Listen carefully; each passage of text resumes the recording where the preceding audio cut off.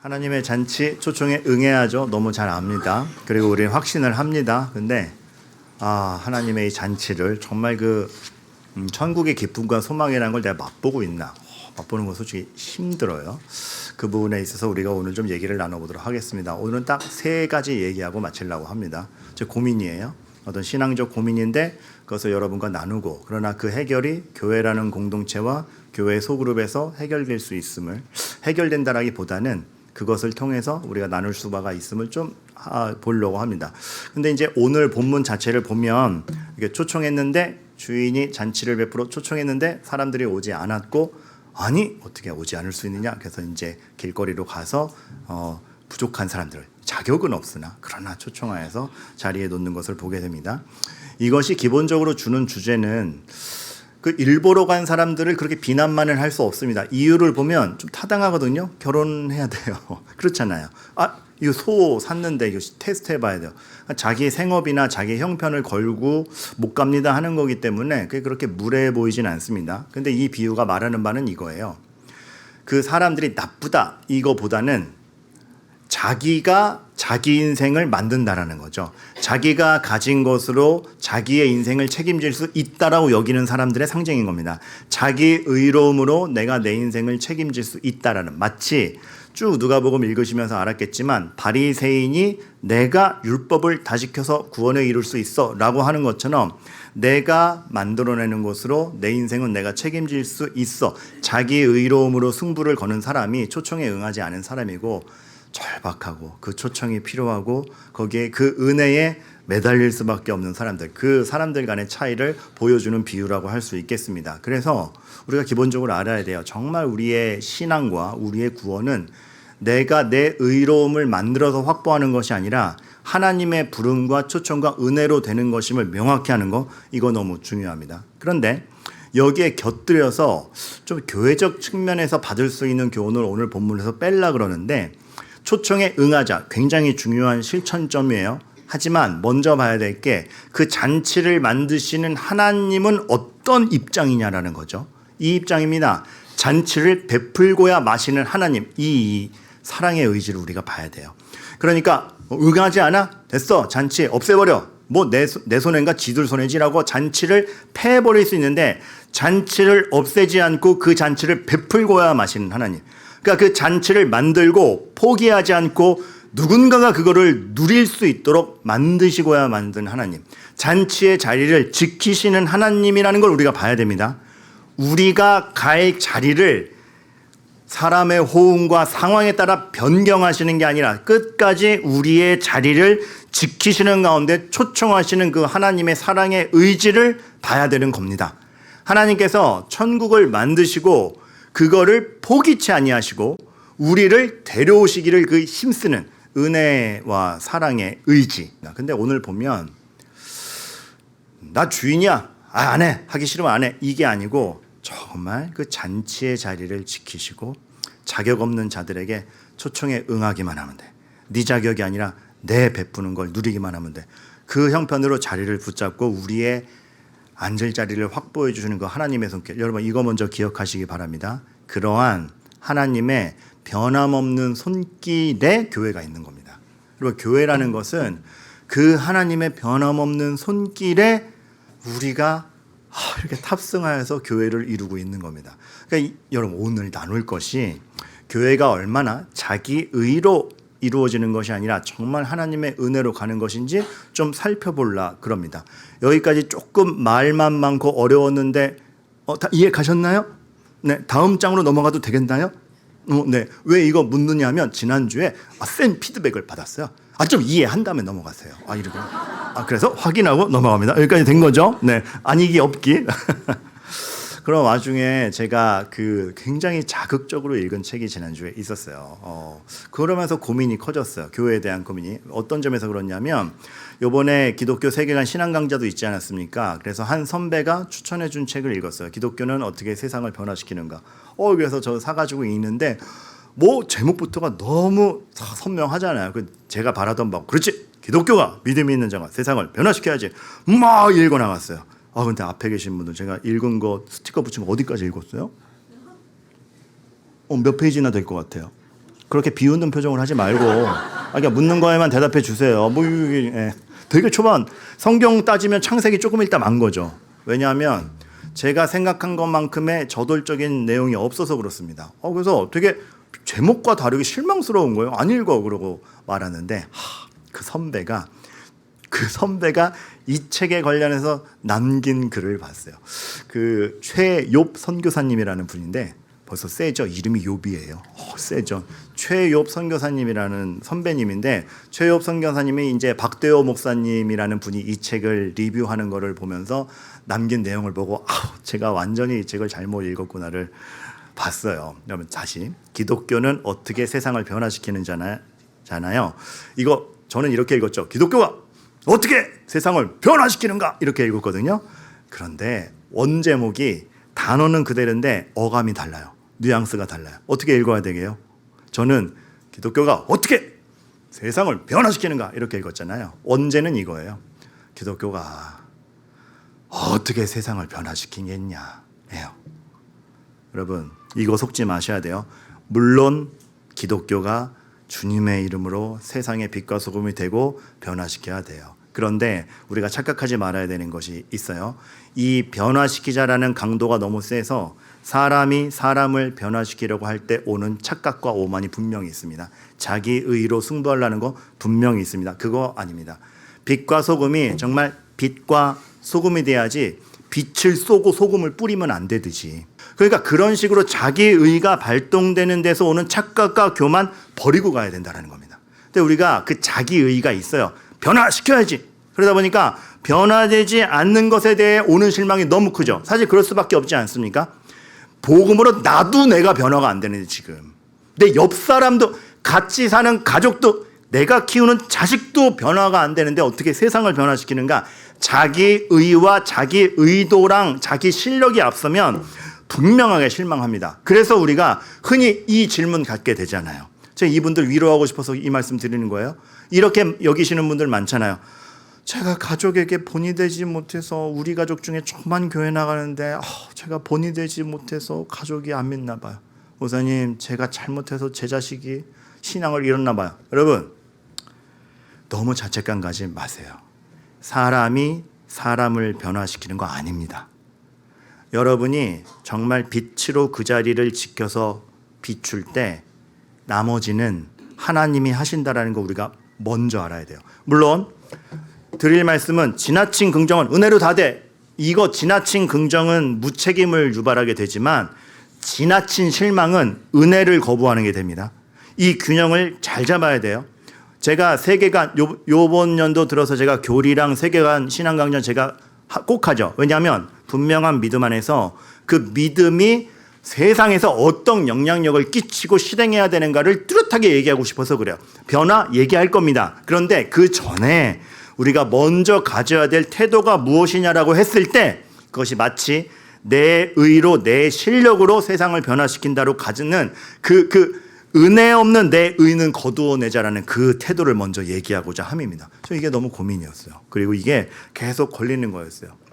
문득 과거 기억이 하나 났습니다.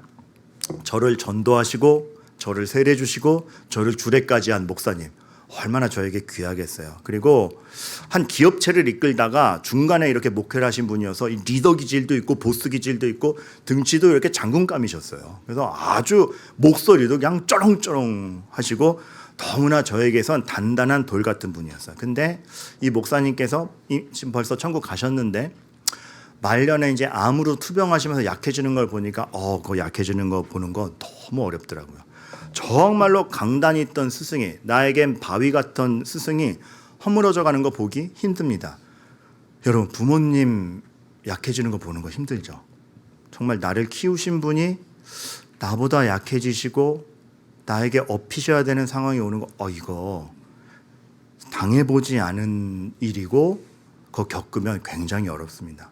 제가 그래서 이 스승님이 허물어져 가는 걸 보면 너무 힘들었어요. 아직도 기억이 나는 게 막판에 병문안 갔는데 장군 스타일이신 분이가 이렇게 홀쭉해지신 거예요. 그래서 힘이 너무 없어요. 2분 대화 나눴는데 체력이 안 돼서 이제 그만 기도하고 가지 이렇게 된 거예요. 그래서 알겠습니다. 제 기도 한번 하고 갈게요. 기도했어요. 예수님의 이름으로 기도합니다. 아멘. 근데 기도가 끝나자마자 제 손을 탁 다시 잡으시면서 얘기하는 거예요. 박 목사, 기도 한번 하지. 바로 5초 전 상황이 기억이 안 나시는 거예요. 그걸 보니까 또 두 번째 기도하는데 너무 힘든 거예요. 이것도 기억 못 하시면 어떡하지? 그러니까 0과 6이 인간이 이렇게 크게 쓰임받던 분이 이렇게 약해지나? 거기서 그거 견뎌내기가 힘들더라고요. 근데 여러분, 누구나 마주치는 거거든요. 그리고 이러한 절망은 우리가 인생 중에 어떤 순간에도 마주칠 수 있고 이게 단지 연로해져서만 생기는 것도 아니고 갑자기 생길 수도 있는 문제고 우리를 어느 순간에 훅 가라앉힐 수 있는 무릎 꿇힐 고민과 실망이라는 건 너무나 많습니다. 그래서 제가 이런 것들에 대해서 어떻게 다루어가야 될까? 그래서 제가 지난주에 이 책을 갖다가 굉장히 심도 있게 읽었어요. 그 제목이 이제 그리스도 안에서 나이 들매에 관하여. 도대체 성경은 이렇게 초라해져가는 인생에 대해서 뭐라고 하나? 아니 그러니까 정말 믿음을 가졌는데 이 초라해지는 걸 갖다가 이렇게 받아내는 걸 어떻게 해야 되나? 그래서 아주 심도 있게 읽었어요. 심도 있게 읽으면서 제가 하나 반성된 게 있어요. 이 그리스도 안에서 나이 들매에 관하여. 피할 수 없이 사그러지는 인생에 관하여 읽으면서 제 설교문이 너무 꼴보기 싫은 거예요. 제 설교문이 너무 꼴보기 싫은 거예요.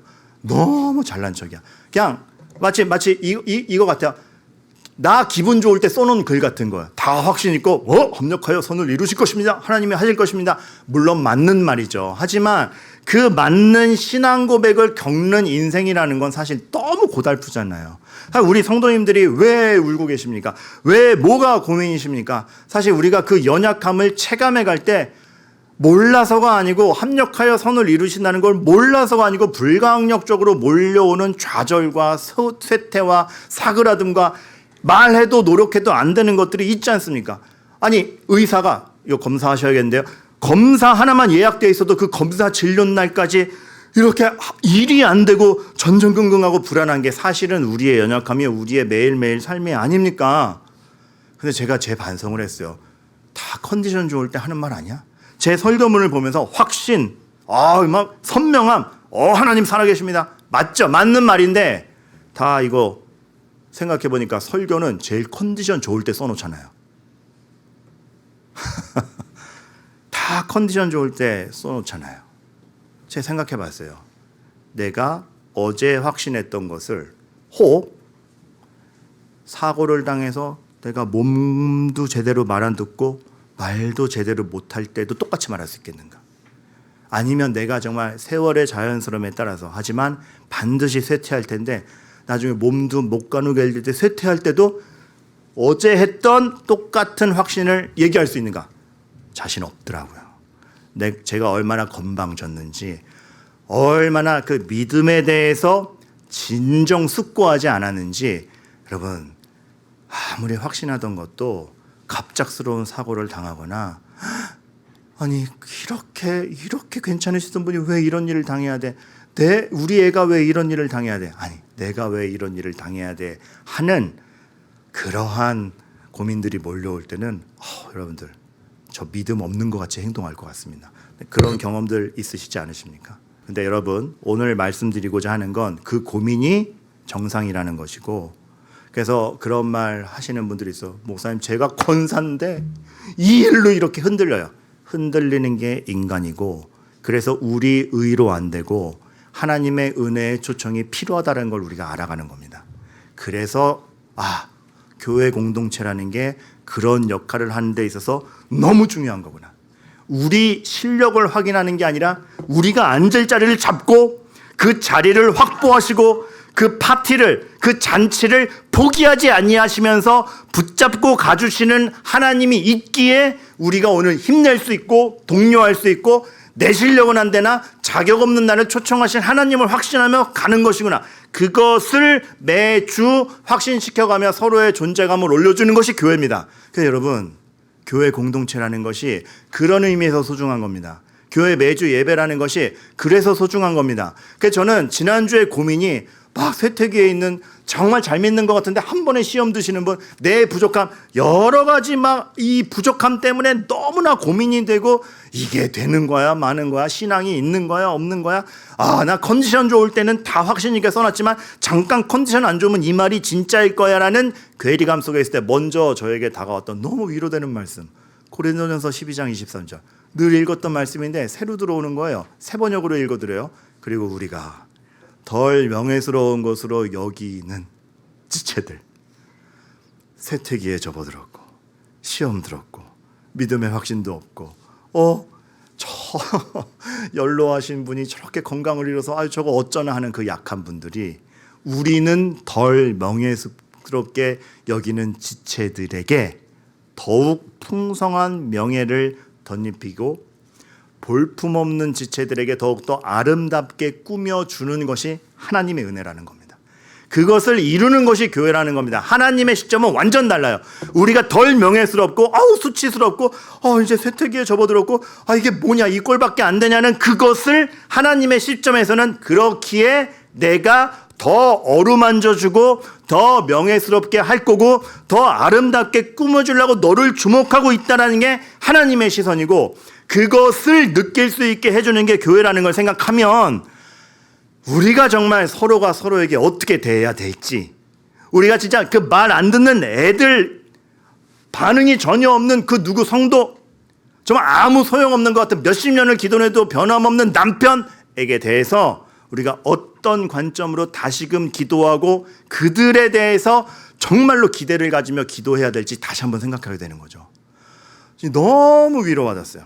여러분, 그 스탠리 하우어스 목사님이라고 있습니다. 신학적 기조는 저랑 다르지만 교파 떠나서 존경받는 교수님이에요. 근데 깜짝 놀랐어요. 스탠리 하우어스 교수님이 본인도 은퇴하고 그리고 이제 사모님께서 돌아가신 다음에 사모님 장례식 마무리하고 한 인터뷰가 있어요. 근데 그때 알았어요. 뭘 알았냐면, 전에 한번 얘기해 드린 적은 있는데 이제 못 들으신 분도 많아서, 이 목사님에게 비밀이 있는 걸 그때 다 안 거예요. 사모님께서 몇십 년 넘게 조현병에 시달리셨어요. 그러니까 이제 초기에는 그냥 난 좀 많이 우울한 편이야 정도여서 사랑으로 극복할 수 있지 하고 결혼했는데 점점점 심해지더니 그냥 성격 문제가 아니고 조현병이 된 거예요. 그 채로 몇십 년을 더 사신 거예요. 그래서 얘기를 하는데 이런 기억들을 막 그냥 덤덤하게 얘기하시는 거예요. 교수님이시거든요. 어느 날 연구하고선 늦게 들어가서 이제 새벽에 잠잘라 그러는데 새벽 1시에 누울라 그러는데 사모님이 하면서 막 이렇게 경기를 하면서 일어나서 머리가 기셨는데 내 머리에 바퀴벌레 좀 잡아줘요. 없는데. 근데 거기서 이게 지금 병인데 설명해서 되겠습니까? 스탠리 하우스 목사님이 너무 피곤하고 좌절스럽고 설명해도 될 것도 아니고 그러니까 그래 그러면서 빗으로 이렇게 머리를 빗어줬대요. 바퀴벌레 내가 잡고 있어. 바퀴벌레 내가 잡고 있어. 그렇게 3시간을 빗어준 적도 있대요. 새벽 4시까지 다 빗고 이제 바퀴 다 지나갔어. 그때 잠드는 사모님을 보면서 평안하다 이게 아니고 좌절스러워. 이거 어떻게 살아가나? 이거 어떻게 하나? 난 잠도 못 자고 또 출근해야 되는데 내 인생은 뭔가 그 괴리감. 그걸 그냥 덤덤히 말씀하시는 거예요. 제자 하나가 질문을 했어요. 교수님, 하나님께서 교수님에게 그런 고난을 허락하신 이유는 뭐인 것 같습니까? 제가 그 질문 딱 나오는데 만약에 스탠리 하우어스 교수님이 모든 것을 완벽하게 선물로 주십니다. 고난은 나를 성숙하게 만듭니다. 답이 이렇게 나오면 저 인터뷰 끌라 그랬습니다. 왜냐하면 전 그렇게 못하겠거든요. 저에겐 그게 답이 아니거든요. 그래서 그렇게 대답하면 너무 거리감 느낄 것 같아서 긴장하면서 들었어요. 근데 이렇게 답하시는 거예요. 왜 하나님이 나에게 이런 고난을 허락하셨는가? I don't know. 나도 모르겠다. 마음이 숙연해지는 거예요. 나도 모르겠다. 그냥 내가 빗어줄 수 있어서 빗어줬을 뿐이다. 내 와이프라서 자리를 지켰을 뿐이다. 빗어주는 거 말고 할 게 없어서 빗어줬을 뿐이다. I don't know. 기대를 하고 한 것도 아니래요. 그냥 바퀴벌레가 있다니까. 그리고 재우고. 여러분, 교회가 이럴 수 있을 것 같습니다. 내가 지금 뭐 하는 거지?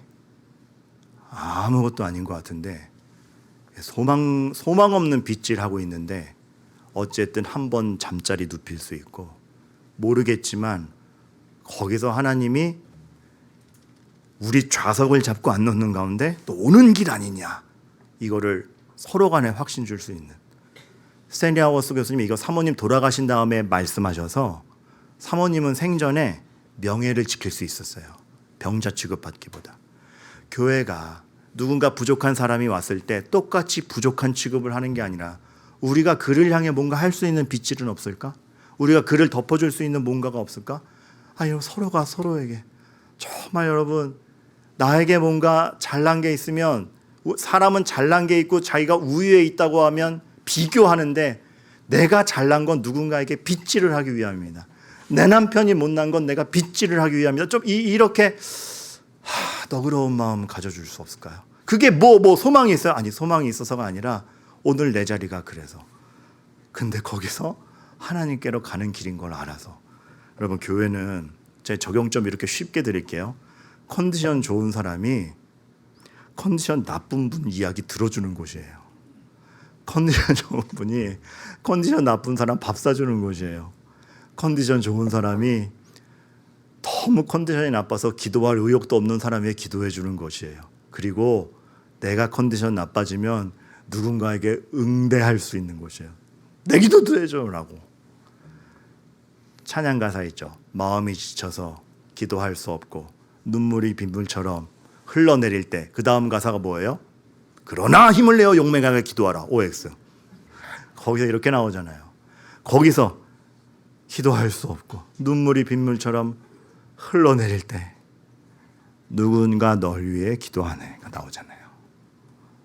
난 컨디션 너무 나쁜데, 나는 나 뭐냐 이게 나는. 근데 누가 나를 빗질해 주고 있는 거예요. 그런 것이 교회여야 되지 않겠는가? 가족이어야 되지 않겠는가? 주일학교 선생님들, 제 지난주에 되게 재밌는 얘기 들었어요. 목사님 정말 왜요? 오늘 애들이 남자애들 너무 힘들어. 너 앉아 그랬더니 제가 일어나. 너 앉아 그랬더니 얘가 일어나. 얘 앉아 그랬더니 제가 나가고. 그래서 다 앉혔어요. 앉히고 책 펴 그랬더니 공각 공부 시간이 끝났대요. 그래서 목사님 이게 뭐예요? 아무것도 안 되는 것 같아요인데 해가는 겁니다. 아무 기대 없는 것 같은데 신기하게 거기서 애들이 잘하는 거예요. 겨자씨 어제 순장반 때 받았는데 안 보여요. 이게 지금 몇백 개가 담겨있는 것도 요만해요. 근데 겨자씨 한 알이 웅장한 나무가 된다는 거 모르잖아요. 근데 심어놓은 자리에 이렇게 지켜놓고서 보는 거예요. 뭐 돼? 근데 부어주는 거예요. 물 먹을 수 있게. 저도 모르겠어요. 근데 여러분, 교회는 하나님을 확신하기 때문에 하는 행동들이 있는 거예요. 사랑과 애정과 오래 참음으로. 컨디션 좋은 분들 들어주세요. 컨디션 나쁜 분들 칭얼대세요. 그러다가 컨디션 좋은 분들 들어주다 보면 본인도 지쳐요. 그래서 본인도 컨디션 나빠지면 저한테 오세요. 밥 사드릴게요. 아까 2부 예배 때 재정부장님한테 허락 받았어요. 그렇게 사주는 밥은 영수증 내도 된대요. 그렇게 하는 거예요. 제 밥 사주는 게 무슨 인생에 큰 도움이 되겠어요. 근데 한 끼 먹고 그냥 반나절 또 버티는 거죠. 교회가 그런 것이 얼마나 좋아요. 재벌집 막내 아들 보면 회장 진양철 카리스마 있게 드라마를 끌고 가지 않습니까? 그런데 이 진양철 회장이 절대자였는데, 진짜 그 기업에선 절대자였는데 치매 증상이 와요. 기억을 못하고 이상한 행동을 해요. 그러니까 이 대왕 같은 회장이 치매 증상이 오니까 두 부류가 딱 갈립니다. 어떤 부류냐? 먼저 한 부류는 그 약점을 공략해서, 뭐 기억나세요? 뭐 하실 수 있어요? 그 약점을 공략해서 이거 보라고, 우리 회장님 이제 건강이 안 좋으니까 더 이상 회장 자리에 있을 수 없고 내가 그 회장 자리에 가겠다고. 그 자리를 침략하는 자가 있는가 하면 주인공 송중기 씨 같은 경우는 반대편인 거죠. 어떤 거? 이 진양철 회장이 치매 증상이 있다 보니까 엘리베이터에서 죄송한 말이지만 자기도 모르게 소변을 이렇게 지리세요. 실수를 한 거죠. 그래서 그 자괴감에 여러분, 저 이거 보면서 좀 마음 울더라고요. 왜냐하면 우리 인생이 이럴 것 같은 데 있어요. 나는 아닐 줄 알았는데 나 다 큰 어른인데 내 인생 이제 내가 책임질 만하다고 생각했는데 엘리베이터에서 오줌 지린 어른처럼 정말 망신스럽고 좌절감 느낄 때 있어요. 우리 그게 내 자신에 대해서도 그렇고 사업에도 그렇고 자녀를 키우면서도 그렇고 가족관계에서도 그렇고 연로하신 부모님 보면서도 그렇고 그럴 때가 있어요. 우리 삶 같아요. 근데 그때 주인공 송중기 씨가 옆에 청소하는 아줌마가 물양동이 담고 있었거든. 그 양동이를 갑자기 발로 팍 차면서 바닥에 쫙 뿌려지게 해가지고 에이 물양동이는 왜 여기 있는 거야 하면서 할아버지 실수가 가려주게 물이 쫙 퍼지게 해줘요. 물량동이 걷어차면서. 그래서 할아버지가 그 물량동이 엎어진 거 덕분에 이 자존심 상하지 않고 엘리베이터에서 내려와요. 우리가 그러자는 겁니다. 여러분 오늘 적용 어렵지 않아요. 컨디션 좋으신 분들이 컨디션 나쁘신 분들 이야기 좀 들어주세요. 너 교회에서 무슨 그런 얘기를 하냐? 아니요. 이야기 좀 들어주세요. 권사님 왜 그러세요? 권사님도 위기 앞에서는 좌절될 수 있어요. 장로님도 목사도 들어주는 거예요. 그 사람의 명예를 지켜주는 거예요. 왜요? 그 사람의 자리를 주님이 지키고 기다리고 있거든요. 이 교회입니다. 그래서 저는 오늘 본문의 이 말씀이 너무 감사한 거예요. 나가서 이 잔치를 파하지 않을 거니까 난 이 잔치할 거니까 나가서 가난한 자, 불편한 자, 맹인, 저는 자 데려와. 걔네가 자격이 돼요. 내가 초청할 거야. 데려와. 걔네들 자리에 앉힐 거야. 데려와. 절면서 가는 거예요. 우리. 죄송한 표현인데 오줌 싸며 가는 거예요. 그거 받아주는 게 교회인 거예요. 근데 그 중간에 나 위에서 물량동이 걷어차주는 사람도 있는 거고 나 대신 화내줄 사람도 있는 거고. 그게 우리가 같이 있는 이유입니다. 노아 술 취하고 얼마나 자부심이 있었겠습니까? 나부터 인류가 새로이 다시 시작한다. 얼마나 자부심 느껴지는 자리고 얼마나 리더로서의 용맹을 보여야 되는 자리예요. 근데 술 취해가지고 빨개 벗고 얼마나 망신이에요. 그러나 덮어준 아들이 있어서 다시 나갈 수 있는 거죠.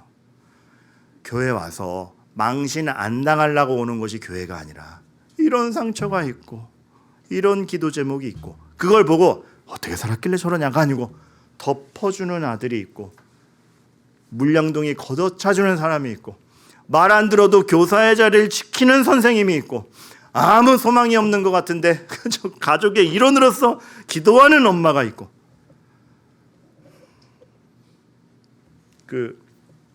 여러분 웃기는 사람과 웃어주는 사람이 있으면 받아주는 사람이 관중이 있기 때문에 웃기는 사람이 농담할 수 있는 겁니다. 받아주세요. 사과도 받아주는 사람이 있어야 사과를 하죠. 너 사과하는 거 보니까 아주 마음이 넓어. 아니요. 받아주는 사람이 있으니까 사과를 하죠. 난 왜 이 정도밖에 안 돼? 다 그 정도밖에 안 되는 괴리감 갖고 교회에 와요. 서로가 서로를 받아줘야죠. 폭삭 속았수다. 요즘에 정말 죄송합니다. 그 2부 예배 때도 얘기했지만 목사가 좀 이렇게 새로운 신앙 서적이나 새로운 신학을 소개하고 이래야 되는데 맨날 이놈의 목사는 드라마만 나왔다면 언제 봤을까 싶은데 그 주에 설교 예화로 들고 와가지고 그냥 이게 사무실 따로 만들어졌더니 성경 연구를 하는 건지 드라마를 보는 건지 진짜 할 거 다 해요. 네. 그런데 폭삭 속았어. 제주도 방언으로 고생하셨네요. 이런 뜻이라면서요. 저는 폭삭 속았다 이건 줄 알았더니. 근데 거기서 주인공 되는 애순이 문소리 씨가 사정이 있어서 고등학교 중퇴라거든요. 그리고 이제 길거리에서 시장 장사를 하는데 고등학교 동창을 만난 거예요. 고등학교 동창 어머 너 애순이 아니니? 그러고 막 아는 척을 하니까 이렇게 눈을 못 마주쳐요. 그러니까 옆에 있던 아줌마가 이 애순이의 삶이 어떤지 옛날부터 알았던 아줌마거든요. 못 보네 못 봐. 그 옆에 있는 아줌마 왜? 고등학교 중퇴한 거 쪽팔려서?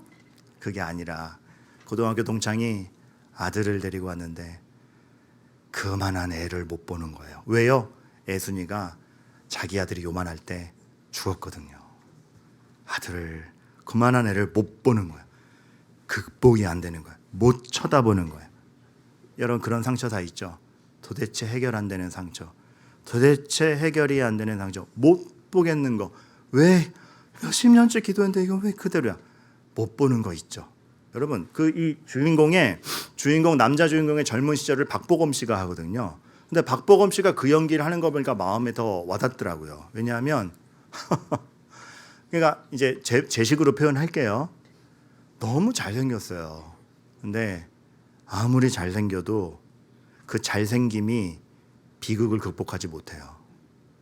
우리가 잘생기고 내가 뭘 갖추고 있고 내가 똑똑하고 내가 돈이 있고로 우리가 넘어서지 못하는 비극은 누구에게나 있습니다.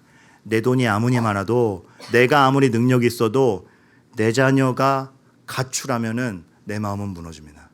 그것뿐이겠습니까? 정말 그 강단이 있었던 부모님이 약해지는 거 보는 거 뭐라고 기도해야 될지도 모르겠는 그런 것들 다 있습니다. 우리의 의로 넘어서지 못하는 비극 너무 많아요.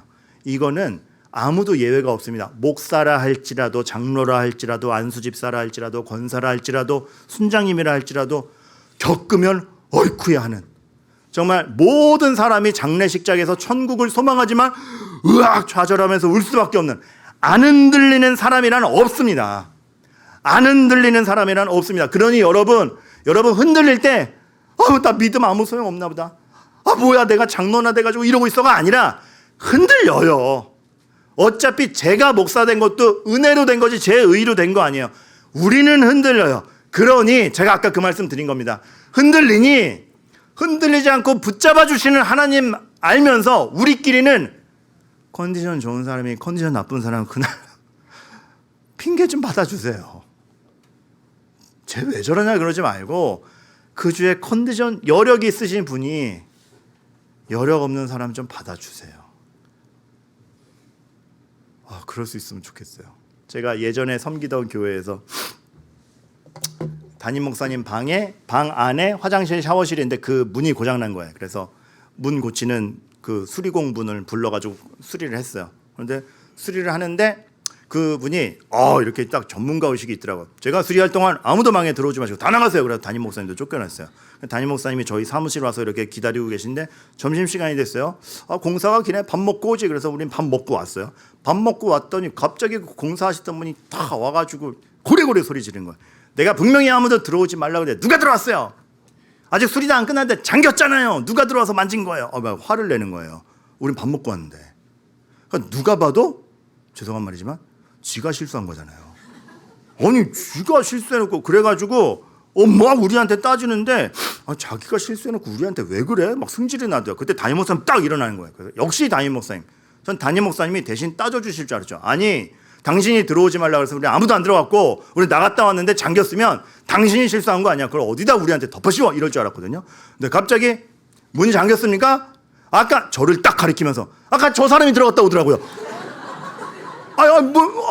당신이야? 당신이 만졌어? 아니, 죄송합니다. 이렇게 된 거죠. 그래서 일로 책임져. 그래서 보조 들어 다시 할 때까지만 그때는 지금처럼 이렇게 뭐 열쇠고리로 뚝 찍는다고 이게 풀리고 이런 게 아니고 옛날 문이니까. 그래서 보조 들면서 죄송합니다. 그러면서 문 다시 열고 따고 하는데 제가 도와줬어요. 막 비굴하더라고요. 나중에 와서 담임 목사님께 여쭤었어요. 목사님 왜 그러셨어요? 그때 목사님이 씩 웃으면서 나도 알지. 자기가 실수한 거지 뭐. 근데 왜 저한테 덮어 씌우셨어요? 그 말이 저 사람은 혼자 잤냐?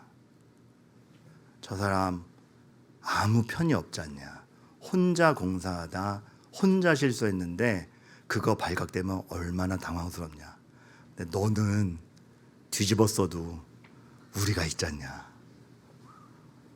위로는 안 됐어요. 근데 그때 깨달은 게 있어요.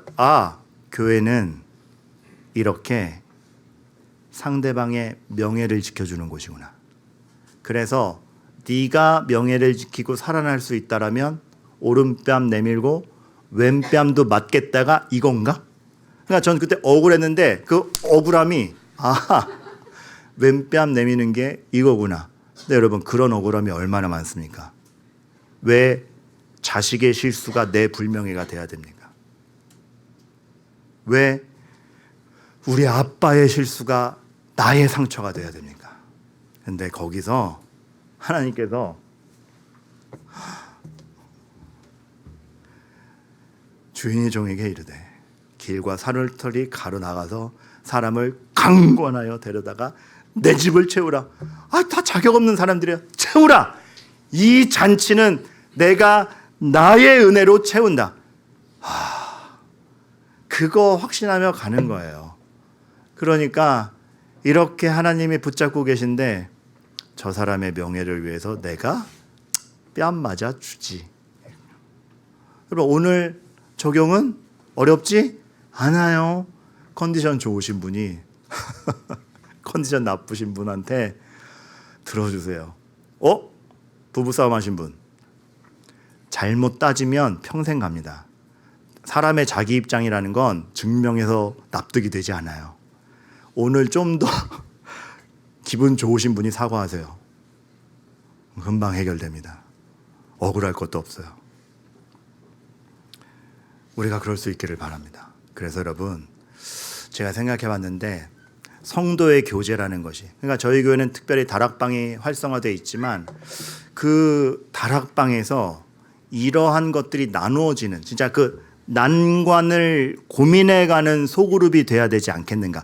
다락방 안 하시는 분들도 성도의 교제가, 아니 가족끼리 교제가, 교회에 나옴이, 예배를 드림이 어떤 그냥 왔다 간다 그냥 감성적 위로만 받자가 아니라 우리의 삶의 실제에 이 놓지 아니하시는 하나님이 계시니 이렇게 해보겠다를 고민하며 난관을 파헤쳐가는 우리가 되어야 되지 않겠습니까? 그러니까 적용, 하나님을 바라보자. 아멘, 좋아요. 근데 하나님을 바라보자는 게 도대체 뭐예요?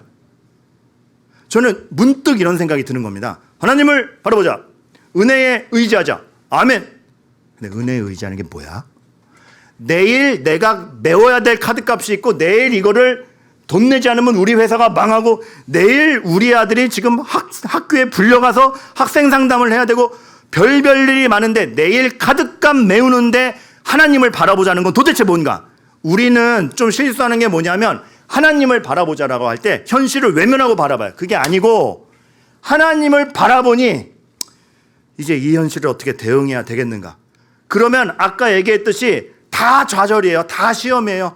나 왜 이렇게 초라하냐? 거기서 교회가 하나님 손길 보여주며 서로 위로하는 가운데 그거를 고민해가고 고민하는 가운데 크는 거죠.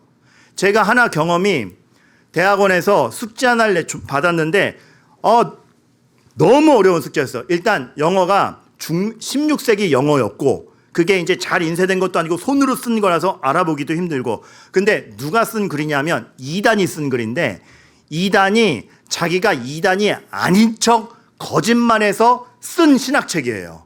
그러니까 내용은 겉보기에는 바른데 이단이기 때문에 들킬 수밖에 없는 그 행간을 알아가는 게 숙제였어요. 해석도 어려운데 이 사람의 행간까지 파헤쳐야 되니까 너무 어렵더라고요. 정말 이게 거짓말 4장을 4시간 동안 해석했어요. 너무 어려웠어요. 그리고 결국 다 못 해갔어요. 좌절이 일어나죠. 근데 신비한 현상입니다. 그 4시간 동안 4장밖에 이 번역을 못한 게 너무 자존심 상하고 숙제도 다 못 해간 게 너무 자존심 상하고 그 4시간이 그 고민하는 4시간이 헛된 것만 같았는데 그날 이후로 제 영어 실력을 비약적으로 둡니다. 그 4시간을 영어로 고민하고 그 사람의 거짓말을 분석하려 했던 그 고민의 그 짬짬 자체가 번역 자체는 4장밖에 못한 거지만 제 뇌 안에 영어 이해의 프로세스를 기가 막히게 늘린 거예요. 그 뒤로 제가 딱 느껴요. 읽는 속도, 번역되는 거, 영어가 늘었어요. 여러분, 다락방에서 혹은 교회에 와서 여러분 그 난관을 고민하세요. 그 믿음으로 도대체 내가 하나님을 믿는다는 게 이 현실에서 막 고민하세요. 당장 답은 안 나오는데 그렇게 꾸역꾸역 고민하는 게 고민과 고민이 여러분의 근육을 늘려서 장성하게 합니다. 제발 그래 주세요. 현실을 외면하지 말고. 그게 기도인 거고 해결해 주세요만이 기도가 아니라 이것은 무엇입니까? 다윗의 기도가 해결해 주세요 보다는 왜입니까? 왜 악인이 잘 됩니까? 하나님은 공의로운 분 아닙니까? 잘 보면 얼마나 큰 고민을 묻고 있는지 볼 수 있어요. 전 우리가 좀 그랬으면 좋겠어요.